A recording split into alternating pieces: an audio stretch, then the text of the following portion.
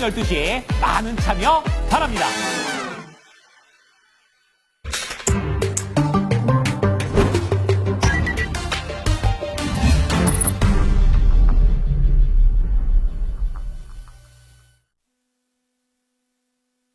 금요일 연준와처 시간입니다. 도움 말씀 주실 이코노미 21의 양영빈 기자 모셨습니다. 기자님 어서 오세요. 네, 안녕하세요. 네, 오늘은 기자님과 함께 장기 금리 상승이 지속되고 있는데 12월 FOMC 금리 전망까지 살펴보도록 하겠습니다. 먼저 저희가 짚어볼 게 현재 유동성 상황부터 체크해 보도록 할 텐데요. 이후에 12월 FOMC 금리 전망에 대해서 분석해 보도록 하겠습니다. 2023년 3월에는 미국의 지방은행 위기가 있었습니다. 연준이 금융시장 안정화를 위해서 BTFP라는 수단을 지원을 했는데요. 시행 후에는 유동성이 시장에 공급이 되면서 한때는 1,700억 달러에 달했다가 지금은 많이 감소한 상태입니다. 일단 BTFP의 의미와 또 역사에 대해서 짚어보도록 할게요. 네, 2023년 3월에 그 실리콘밸리 은행이 이제 굉장히 문제가 생기면서 연준이 그 위기가 은행 전체로 퍼져나갈까봐 혹시나 해서 이제 은행들한테 유동성을 많이 지급을 했어요. 근데 이게 돈이라는 게 그냥 공짜로 주는 게 아니라 뭔가를 받고 이렇게 항상 하거든요. 그러면은 그 이제 은행들한테서 국채나 어떤 담보를 연준이 받고 그거에 대한 그 자금으로 연준의 지급준비금을 은행들한테 주게 됩니다. 그러면 은행들은 어떻게 되냐면 대차대조표 자산에 지급준비금이 들어와요. 바로 꽂혀요, 그게. 그 다음에, 부채에는, 연준에 갚을 거, 대출, 이렇게 남겠죠. BTFP, 대출, 이렇게 남을 겁니다. 근데 이게 이제 처음에는, 이 이제 차트를 보시면은, 이렇게 동그란 점들이 이어진, 우리나라 옛날 삿갓처럼 생긴 모양이, 네. 이게 BTFP 잔고거든요. 그래서 맨 왼쪽에 보면은, 처음에 이제 위기가 발생하니까, 네. 위기가 발생하는 은행들이 이게 지급준비금이 필요하니까 이제 서둘러서 많이 이렇게 빌렸어요. 네. 그러고 나서 좀 평탄해지다가 중간에 이렇게 갑자기 뭐라 해야 되나 머리에 해당하는 것만큼 네. 확 오르죠. 네. 그러다 또 떨어졌다가 지금은 이제 거의 이제 없어졌는데요. 이때 이제 중요한 거는 뭐냐면은 은행이 연준으로부터 돈을 빌렸고 네. 그거를 자기 자산에 갖고 있어요. 그럼 은행은 원래 이자율 장사를 하잖아요. 네. 금리 차익을 장사를 하는데 대출받은 금리가 있고, 그 다음에 이게 지급준비금이니까 지금 연준은 지급준비금에 대해서 이자를 지급하고 있거든요. 네. 근데 이게 만약에 지급준비금 이자가 더 높으면은 은행은 이걸 쓰면은 그냥 가만히 앉아서 그냥 무위험 차익 거래를 할 수가 있는 거예요. 네. 그래서 이제 처음에 보시면은 처음에 이제 많이 올라갔을 때는 이 파란색이 은행이 갚아야 될 지급 그 금리고요. 네. 그다음에 그 주황색이 지급 준비금 금리예요. IORB라고 하는데요. 네. 이게 위에 있으면은 받는 게 위에 있으면 어떻게 되나요? 수익이 나죠. 네. 그런데 받는 게 아래에 있으면 손실이 납니다. 그런데 이게 처음에는 대략 줘야 될 게 더 많았어요. 네. 그래서 이게 이제 쭉 올라가다가 파란색이 주황색 위에 있으니까 이게 이제 정체되기 시작합니다. 당연히 이게 이제 더 이상 우리는 뭐 지급준비금이 우리 은행은 뭐 유동성 위기가 있는 게 아니니까 지급준비금이 필요 없어요. 해서 안 빌리기 시작합니다. 네. 그런데 이게 쭉 가다 보니까 어떤 일이 생겼냐면요. 은행들이나 이 전체 이제 이 사회 전체적으로 앞으로 연준이 금리를 인하할 것 같아 이렇게 한 거예요. 그러면 이제 그런 분위기가 생기면은 BTF 금리가 낮아집니다. 네. 그게 언제냐면 2023년 11월부터였는데요. 네. 요때 이제 어떤 일이 발생하냐면은 이 파란색 선이 오렌지 선 밑으로 쭉 내려가죠. 네.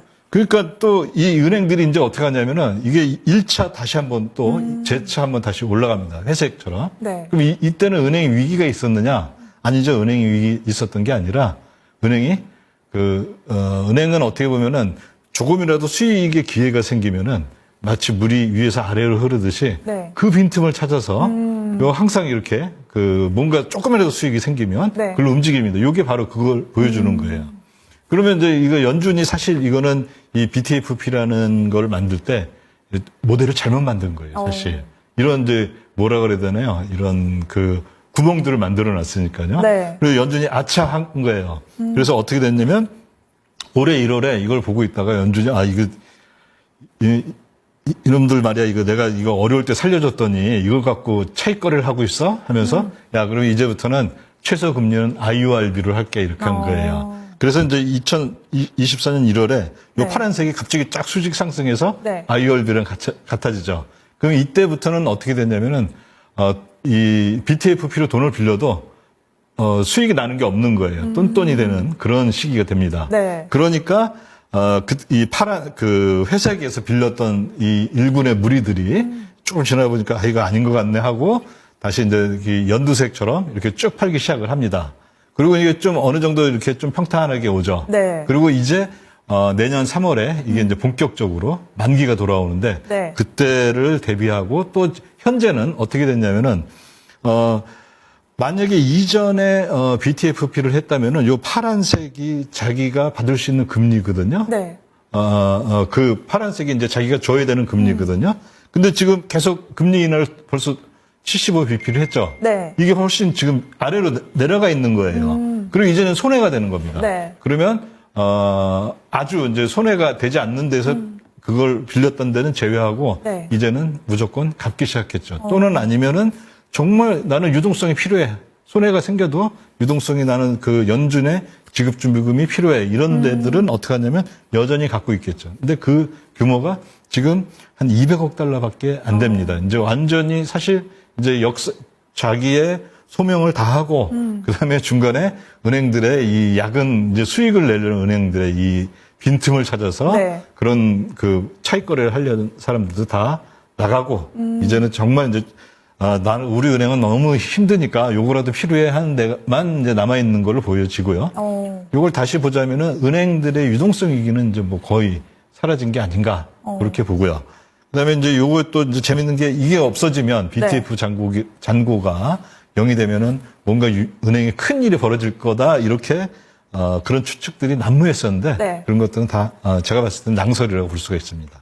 이렇게 BTFP는 3월에 종료될 예정으로서 앞으로는 유동성이 축소될 예정이라는 뜻이기도 합니다. 최근 단기자금 시장의 유동성을 보여주는 지표가 하나 더 있죠. 바로 소포금리인데요. 10월 초쯤에는 소포금리가 급등했었습니다. 그러면 현재 상황은 어떤가요?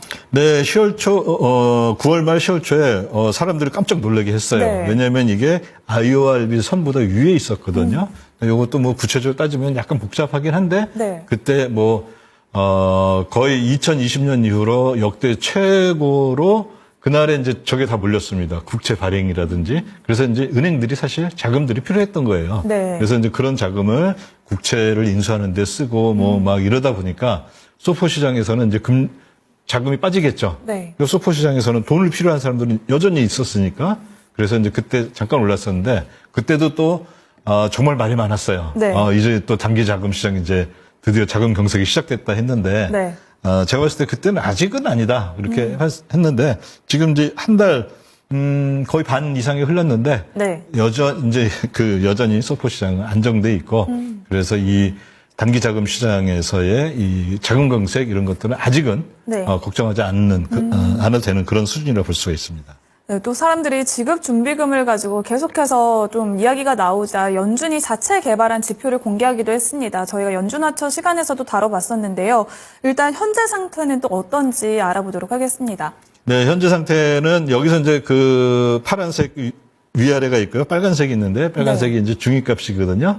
요 값이 0선이면은 지급준비금이 영어로는 어번던트라고 하는데 네. 저는 이걸 차고 넘친다 이렇게 번역을 해요. 그다음에 요 값이 마이너스로 가면 갈수록 부족해지는 거거든요. 네. 근데 이제 대략 연준에서 밝힌 바로는 대략 한 마이너스 0.5 정도면은 앰플 네. 그냥 충분하다. 그렇게 보고요.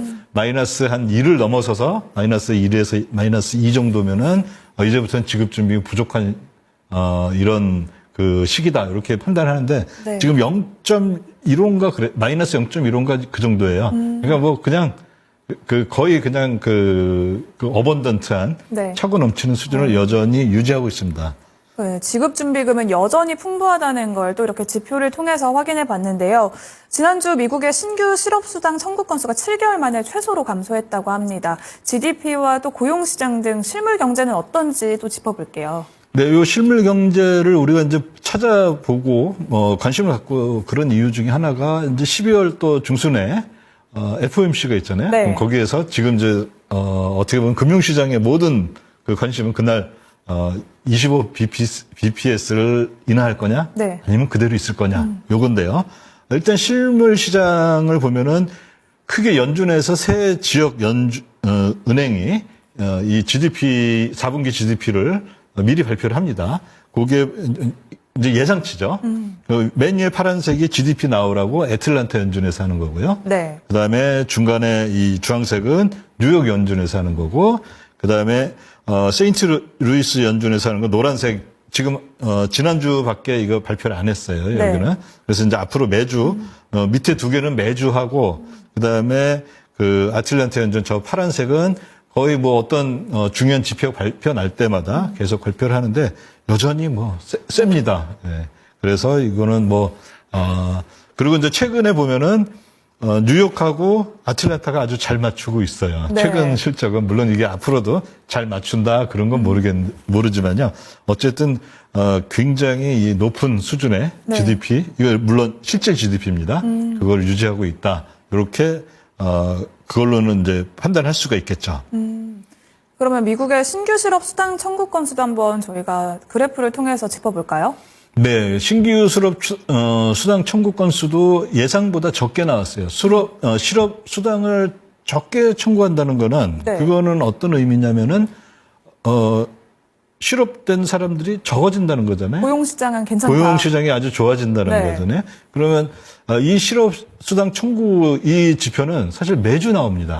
그러니까 이게 매주 나오다 보니까 어떤 문제가 있냐면 지난주에 휴일이 있다든지 네. 뭐 휴가가 많다든지 그럴 때 보면은 사실 그냥 휴가를 내는 사람도 있는데 미국 문화를 보면은 이제 다른데 이직을 미리 잘 준비를 해놓고 네. 뭐 한 달 동안 휴가 가고 막 이런 사람들이 뭐 상당히 많습니다. 네. 그래서 휴가철에 보면은 실업수당 건수가 갑자기 쫙 오르는 걸 볼 수가 있어요. 네. 그래서 요걸 보면 이 지표는 어떻게 보는 게 좋냐면은 그냥 지난주 대비 올랐다 내렸다 이런 것보다도 과거에 예를 들어 뭐 2023년에 첫 주부터 52주가 있잖아요. 네. 그때는 어떻게 변했고 지금은 첫 주부터 지금 뭐 40한 6번째 주인데요. 46번째 주는 지금 어떻게 변해 있고 이걸 같이 비교해 보면은 지금 상황이 어떤지 더 명확하게 드러납니다. 그래서 이 차트를 보시면 여기 빨간색이 올해 거예요. 네. 빨갛게 두껍게 나타나는 게 올해 건데 역시 보면은 8월에 여름에 실업 청구 건수가 확 올라가죠. 네. 그게 다 이때 여행 가는 거예요. 그다음에 또 언제 여행 가냐? 연말 연시에 네. 연말 연시에 또 여행 갑니다. 그리고 이제 물론 대책 없이 여행 가는 건 아닐 거고요. 네. 그때 이제 뭐 다른 자리를 알아봤겠죠. 그래서 이렇게 올라가는데 이걸 보고서 뭐 예를 들어 이제 연말인데 이게 갑자기 청구 건수가 올라갔다 해서 경제 어려워졌다가 아니라 과거에는 어떤지 이렇게 같이 보는 게 필요한데요. 요거는 대략 2013년부터 이렇게 쭉 한번 본 거예요. 네. 제가 빨간색이 대체적으로 지금 어디 있나요? 거의 밑에 있죠. 네. 이 얘기는 뭐냐면은 실업이 굉장히 실업수당 청구가 굉장히 적다.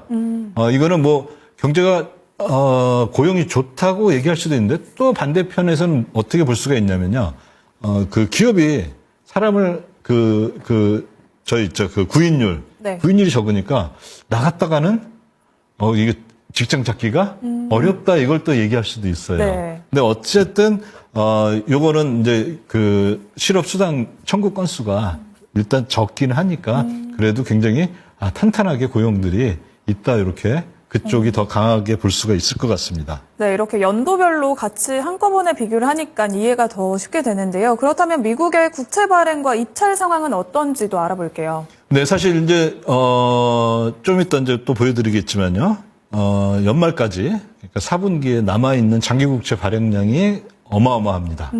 그래서 이제 이 실제 국채 시장이 이제 그거에 대해서 어떻게 보면은 이걸 어떻게 해야 되나 이렇게 이제 고민들이 많을 것 같은데요. 네. 바로 어제는 어떤 게 있었냐면 20년물 국채 입찰이 있었어요. 네. 그러면은 이게 이제 지난달보다 이게 조금 금리가 많이 수익률이 많이 올라서 체결됐죠. 이 얘기 뭐냐면 국채 가격이 떨어졌다는 거죠. 네. 인기가 없었다는 겁니다. 그리고 보통 응찰 배수 또는 뭐 사자 나누기 팔자 요 비율도 보면 떨어졌어요. 네. 그 이야기는 시장이 바라봤을 때 장기 국채는 네. 야, 이거 금리 수익률을 올려줘야지 내가 사지.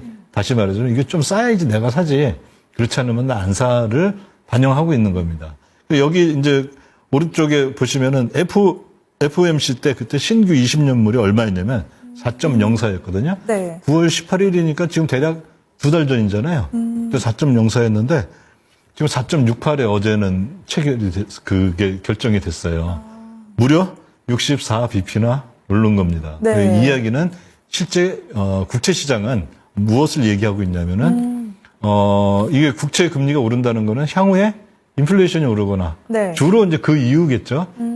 그런 장기 동안 내가 이 국채를 들고 있는데 인플레이션이 올라서 금리가 올라가면 나는 손해니까 되도록 금리를 지금이라도 수익률 높은 데서 이걸 사기를 원하는 거예요. 이게 이제 반영된 게 아닌가 이렇게 보여집니다. 입찰 상황은 이런데 그러면 재무부에서 발행하고 있는 상황은 어떤지도 짚어볼게요. 네, 요 차트는 이제 밑에 파란색은 단기 국채고요. 네. 그 다음에 주황색은 장기 국채입니다. 10월부터 12월까지인데요. 점선으로 이렇게 그려놨잖아요. 네. 그리고 맨 나중에 있는 거는 언제냐, 12월 31일 기준인데요. 이거는 이제 지난번에 재무부가 발표한 네. 그 QRA라고 해서 분기별로 발표하는 데서 네. 그 이번 분기에는 4분기에는 얼마를 하겠습니다 하고 발표한 거를 기반으로 제가 예상으로 12월 말은 그렇게 해봤습니다. 이 시간에서도 제가 몇 번 말씀드렸지만 네. 장기 국채는 거의 안 변합니다. 그러니까 실제 발행한 거하고 그 재무부 예상하고 네. 그럼 지금 얼마냐면 이게 10억 달러니까 기준이니까요. 640억 달러 장기 국채를 발행을 했어요. 네. 근데 앞으로 발행해야 될 거는 3,930억 달러를 더 순 발행입니다. 네. 순 발행이라는 거는 전체 발행에서 만기 들어오는 거를 뺀 걸 의미하는데요. 순 발행이 이만큼 더 시장에 이렇게 보낸다는 거죠. 그럼 앞으로 얼마 더 해야 되냐? 3,300억 달러를 더 발행을 해야 됩니다. 네. 그다음에 단기 국채는 원래 QRA에 의하면은 12월 말 이 기준으로 QRA에서는 얼마를 갖기로 예상했냐면은 네. 690억 달러를 예상을 했어요. 네. 근데 지금 벌써 2,680억을 지금 벌써 발행을 했습니다. 그럼 이제 앞으로 어떻게 되냐? 네. 시장에서 단기 국채 발행을 줄여야 돼요. 네. 그 얘기는 뭐냐면은 만기가 뭐 100억 달러가 들어왔으면은 이제는 발행을 한 50억 달러만 하는 거예요. 그렇게 해서 이제 이 줄여야 되는데 앞으로 2,000억 달러 더 줄여야 됩니다. 네. 그럼 이거는 어디로 가냐면은 이게 이제 가장 영향을 주는 것 중에 하나가 뭐냐면 바로 영래포입니다. 영래포에 참여하는 MMF는 수익률이 거기도 뭐 마찬가지로 수익률이 좋은 걸 쫓아가요. 네. 근데 수익률이 이 단기 국채가 발행이 점점 줄어드는 거는 단기 국채를 원하는 사람은 뭐 일정할 텐데 발행량이 줄어드니까 단기 국채 가격은 올라가겠죠. 네. 그 얘기는 수익률이 떨어지겠죠.